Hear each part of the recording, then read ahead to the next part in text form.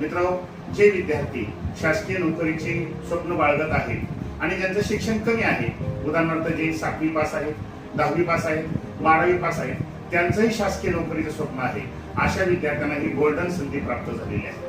22 April 2026 रोजी शासन निर्णय निर्गमित झालेला आहे। या निर्णयामध्ये त्यांनी असं सांगितलेलं आहे की आगामी काही दिवसांमध्ये आश्रमशाळेतील जी शिक्षकेतर कर्मचाऱ्यांची पदे आहेत ती त्वरित भरण्यात यावी।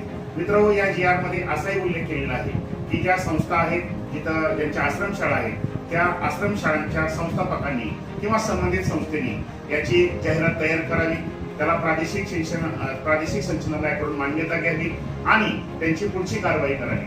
मित्रांनो, सदरची भरती प्रक्रिया ही प्रामुख्याने पवित्र पोर्टल मार्फत अतिशय पारदर्शक पद्धतीने होणार आहे।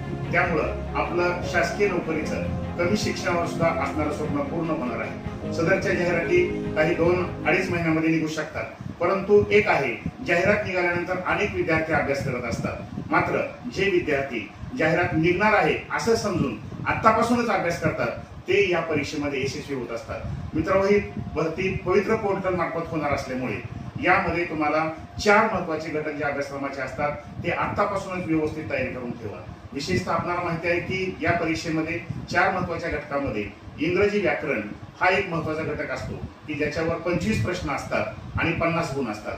दुसरा महत्त्वाचा घटक असतो म्हणजे मराठी व्याकरण, याच्यावर देखील 25 प्रश्न असतात आणि 50 गुण असतात। तिसरा महत्त्वाचा घटक असतो म्हणजे जनरल नॉलेज, याच्यावर देखील 25 प्रश्न आणि 50 गुण असतात। आणि चौथा महत्त्वाचा घटक असतो ते म्हणजे गणित व बुद्धिमत्ता, याच्यावरही 25 प्रश्न असतात आणि 50 गुण असतात। मग या परीक्षेच्या तयारीसाठी आतापासून जर आपण व्यवस्थितपणे अतिशय नियोजनबद्ध प्लॅनिंग केलं तर या परीक्षेत यशस्वी होऊ शकतो आणि दिवाळीपर्यंत आपलं शासकीय नोकरीचं स्वप्न पूर्ण होऊ शकतं।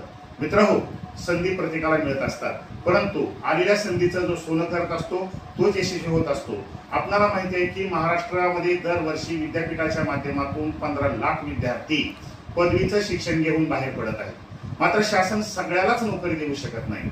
अशा वेळेस आपल्याला जे विद्यार्थी आपल्या भविष्याबद्दल जागरूक असतात, जे पालक आपल्या विद्यार्थ्यांबद्दल जागरूक असतात, त्यांना एक नव्हे तर 2-2, 3-3 नोकऱ्या लागू शकतात। हे माझ्या अकॅडमीच्या माध्यमातून मी सिद्ध केलेलं आहे। आपणालाही जर व्यवस्थितपणे भविष्य काळात स्ट्रॉंग करायचं असेल, जॉबच पाहिजे असेल, तर आपण या जाहिरातीकडे दुर्लक्ष न करता अतिशय चांगल्या पद्धतीनं या जाहिरातीकडे बघावं। 22 एप्रिल रोजी GR निर्गमित झालेला आहे, तो अतिशय काळजीपूर्वक वाचावा। तो आपल्या लिंक